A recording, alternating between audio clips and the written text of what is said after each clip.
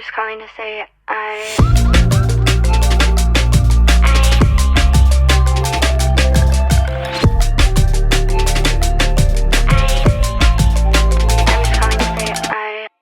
I would love for you to introduce yourself. Yes. Who you are, maybe a little something about you.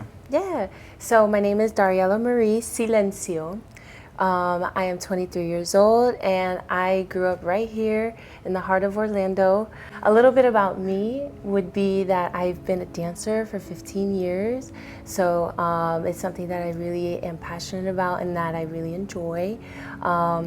And I love all the girly things, taking care of myself, skincare, beauty, makeup, all of those things I really, really love. What got you into dancing? Oh man, back in middle school, there was a girl who had inspired me to dance. She did singing and dancing, and I loved the way that she danced on stage in front of the talent show. And so I told my grandma, please put me in a dance class, a ballet class or something. And my grandma did it. And after that day, it just became my big passion, and I've just loved it since then. And I started when I was like 13. I've noticed that you've been doing some dancing online. Is that new, or have I just missed that completely? No, I feel like you missed it. I've just been doing it for so long. So like for the first 10 years, took it really serious. For the past 5, it's more of like just a hobby, rather than like getting jobs to pay, But yeah, I still do it. I'll still go to a studio. Shout out to Motive. And yeah, I just still do it for my own time. So you have, the reason why we're interviewing is that you have an incredible story. Thank you. When I heard about it through Syria, I was like, okay, we need to tell her story. It is about empowerment. It's about grabbing hold of your life and gaining control. Why don't you talk a little bit about the situation that you found yourself in at one point? 2 years ago, I found myself in a situation dealing with legal battles, a restraining order, and domestic violence issues. Wow. It was a really, really hard time in my life. But as soon as I stepped out of that aspect of my life and reclaimed my power, I was able to do things for myself again, like I mentioned in the beginning, slowly with, self-care, makeup, and then those little things turned into a bigger passion for beauty and fashion and clothes. And so once I started doing these things, I realized, well, I could be a model, why don't I'm tall. I never tried it before because obviously I had been dancing for so long, but, so that's where the modeling came in, was right after, a deep, dark time.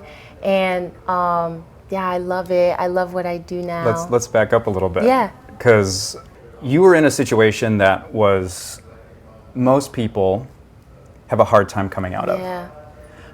You were homeless. Mm-hmm. When was that? 2 years ago, when I was in the midst of the relationship that I had just spoken about. I reached the lowest point to where I was homeless, and multiple times actually. The first time was right here in Orlando, and as a woman, that's scary, because you're by yourself, you're a lady, and you're young, 20, I was 20, 21. So just to put that into perspective, you're 20 years old, young, you're homeless, you have nowhere else to go, you don't have family, what do you do? So when I was in that dark hole, it was hard, but I pulled myself out, as you always do, by I claimed my voice again. Was there like a moment that where it struck you and it said, that's it? Enough is enough. I'm done with this. And was there like a certain specific point? Yes, because empowerment is not always loud. Empowerment is actually the quiet thing, that little voice that tells you, like, this no longer serves me. I need to step away from this. That's empowerment. Empowerment isn't always like loud and being, yeah, let's do this. No. Empowerment is actually making the conscious decision to think about your highest self and to make those decisions and say, you know what, I'm going to step away from what doesn't serve me anymore. So that was my moment of just like after, I had enough of enough. It wasn't, that he did this or he did this. No, it was me. It had to start with me and end with me because I always knew this is never going to work, in that quiet voice, this is never going to work. But I chose to ignore it. So as soon as I said, no, I'm going to think about my highest self and I'm going to claim my power again and my, voice and step into what I know. So you've pulled yourself out. Where did you go after you where you didn't have a place to stay? Mm-hmm. What was your next step? Where did you go? As soon as I realized I had nowhere to go, I walked right back to my parents' house and I showed up right at their front door and I said, I'm sorry, first and foremost. And, number two, the second thing that I said was, will you take me back home? And of course, my family said, yes, we've been expecting you, That's powerful. Yeah. So when I walked back home, and they accepted me with open arms, that was my also another realization moment, being like, why was my family so accepting when just a few weeks ago I had such a completely different, view of my family. So that was part of the healing process, yeah. And then the photographer, a few weeks later after, I had been posting about what had happened. He random photographer, random opportunity, just said, hey, would you like to shoot with me and my camera? I said, yeah, I would love nothing more. And so he saw content that you were sharing. Yeah, just normal, like a selfie here, nothing professional, nothing, just like regular. He saw something. Yeah, but he saw something in me. And shout out to Kevin Fleming, because he really put my work and modeling career on the path, and helped me, create my business that way. So, yeah. And now I've seen you at fashion shows. The last one. Have you? Yes. Really? Yes. The last one was from the Hope for More Foundation. Yes. Fashion for Hope. And when you walked out, there was an energy. And there was a lot of energy in the crowd, too. Yeah. There was a lot of people cheering.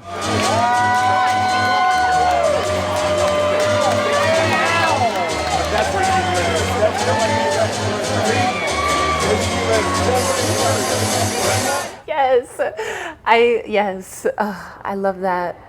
What have you found with the fashion scene here in Orlando? Wow, the fashion scene here in Orlando is growing every day. It gets bigger by the day, bigger by the week. Everybody always texting me on Instagram, how do I get involved? How do I get involved? So I love that. Number one. Number two, the fashion here is really, you can't really compare it to anybody else like New York or LA or Miami. Like, no.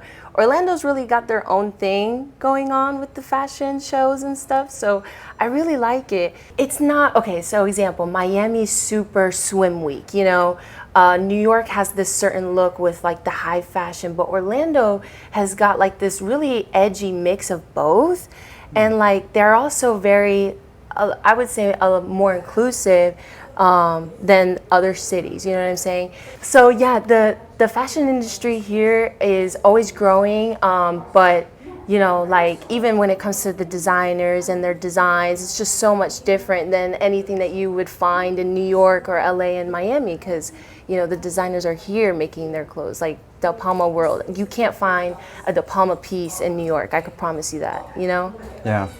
Well, and I think that's kind of what Orlando is, right? Like, we're such a diverse group of people. We've come from all over the world. Everywhere. And we all have said, hey, let's make Orlando home. Yep. But with that comes all of the art and the interests and the passions. And for anyone who's in the fashion scene, you're going to see that. So true Orlando fashion is a diverse blend of all of that. Yes. it is, and it's beautiful to see every day, like watching all of the different communities come together and stuff. It's really cool because I remember 2 years ago it wasn't like this. We were just speaking about how Orlando International Fashion Week in itself has changed. So yeah. So let's talk about strength, because what I'm super fascinated in is you're sitting here right now. You are, you know, if I first meet you, all I'm seeing is the cover. You're a book, right? But you've got a lot of chapters that you've gone through, and who you are today is the person that came into collision with everything that you've gone through. And that journey, you make decisions. You can think about things, but it's the decisions that you make that kind of choose the path that you go down. And so through all of that, you have this story that you are currently living. Who are you? And what gave you that strength? What brought you out of that? And how did you take the reins of that? Like, talk to me about that strength. Vulnerability is strength. So for me to walk Fashion and Hope or International Fashion Week, it was such a new thing for me, a vulnerable thing. For me to just come from a relationship that always told me I was this, too much of this, to now completely shift my perspective to everybody telling me, oh, you're this, you're that, and have it be the complete opposite. That was the moment, you know? So to be strong is to be vulnerable, to show you're soft and you're strong, to have a balance. I had to be super vulnerable and say, whoa, take a step back and say, you know, whoa, Fashion and Hope opened my eyes in a way where I could see that full circle come all the way around. When I walked Fashion and Hope, I pulled up, you know, that day to the event in my car by myself. I'm passing the exact hotel that I was once homeless at. And I look to my right and I'm like, whoa, full circle moment, because here I am exactly a year later and I'm just passing it, you know, with no, I'm not going there, you know, I'm going to a fashion event and I'm walking the event as a model, you know.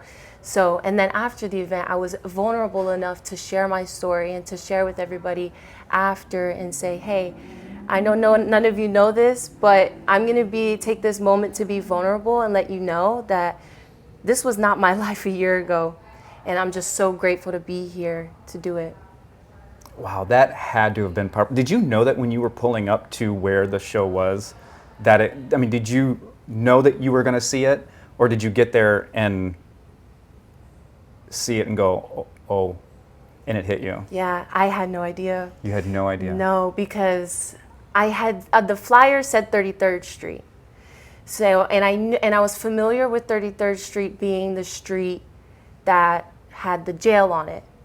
So I knew passing there, I might pass the jail, which he was being held in at the time as well.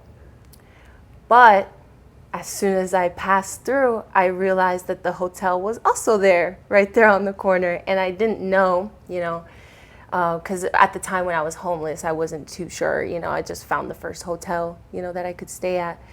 So yeah, when I had pulled up and seen it to my right, it was just an amazing feeling to know that I wasn't in that same place anymore. And then you walk in and your people are there. All of these fantastic people. Wow. Yeah, and all of these people that I didn't even know 2 years later now would be so involved in my life, you know. I now have best friends and mentorships and leaders, you know. So I'm very grateful that I went. I know that faith was a big part of what you hold on to. Yeah. I want to give you that space to talk about that. Yeah. I know you wanted to share that. I think you're incredibly strong for what you did. There's a lot of people who want to get out of situations, but can never pull that trigger. So I guess in this moment, if you want to, you can look at the camera. I want you to say something to if there's anyone out there that is in a situation that is robbing them for who they are and who they could become, which they may not even see what they can become yet, right? What do you want to say to them? My message to you is to always think about your highest self. What would your highest self do? What would your children's highest self do? You don't have to pretend for anybody. You don't have to feel like there are certain expectations.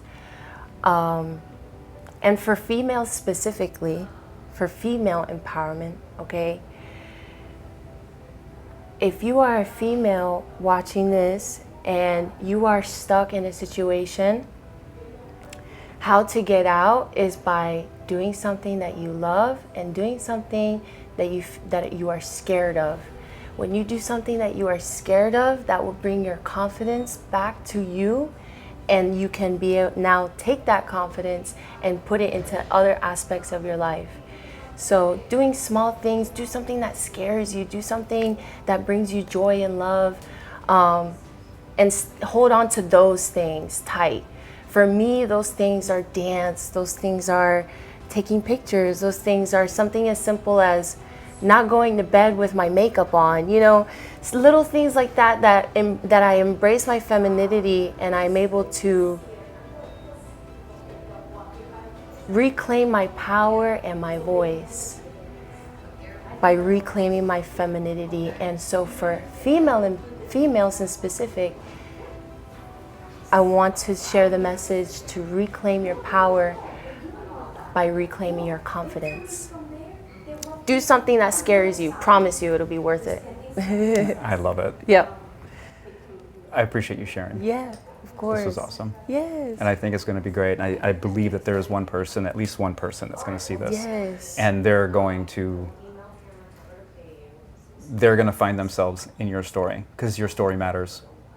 And it's incredible. Matters. Every story matters. Mm-hmm. And your story is one of victory, triumph. Yes. You pulled yourself out of the trenches, and that's incredible. Yeah. And Orlando is lucky to have you.